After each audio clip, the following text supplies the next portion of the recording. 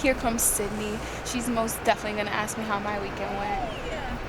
Hey, how was your weekend? How was my weekend, she asks.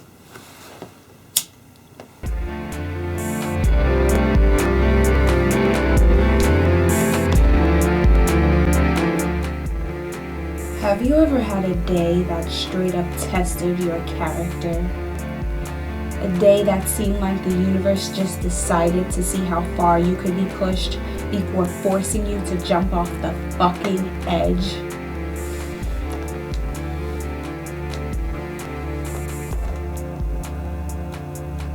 Well, for you untried, God bless your soul. I wish you no such bad luck. I was just like you, fortunate few, until Friday came. You see, this world is filled to the brim with slimy, unthoughtful, low-life motherfuckers. Motherfuckers who think their ass will age like wine.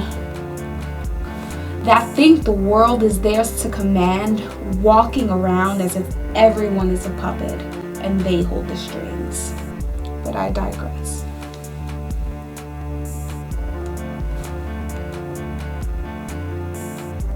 The hour was late and I was coming home from work. A long day per usual, one filled with compliance to those positioned above me. I couldn't wait for it to be over. And as the day reached end, it just appeared to worsen.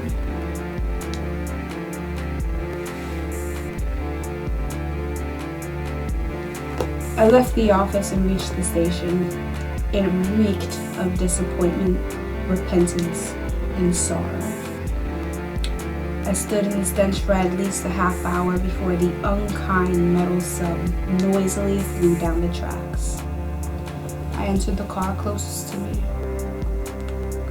and uncaringly the train's doors noisily slammed shut behind, followed by silence. I took a deep breath.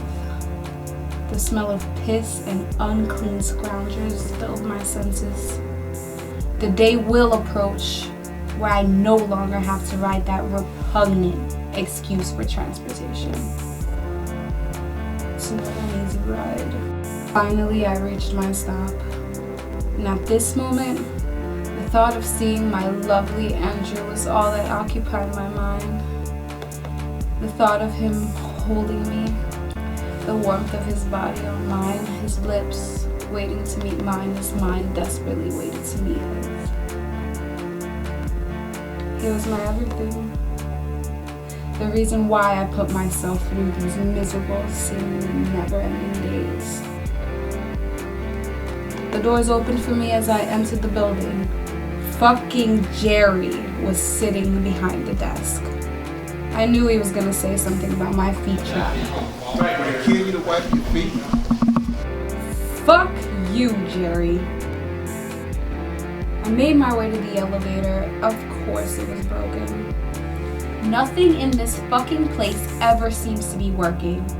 I turned around and looked at Jerry, that fucking douchebag.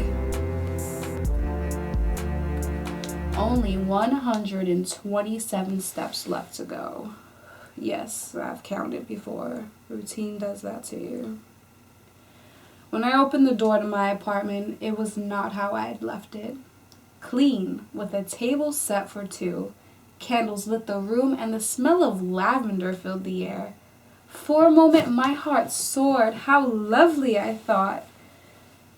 Andrew, honey, you shouldn't have. It was at that point that I had lost it. And at that point, I jumped off the fucking edge. How was my weekend? Well. Oh my god, so tell me all about it. Some things are better left unsaid. What?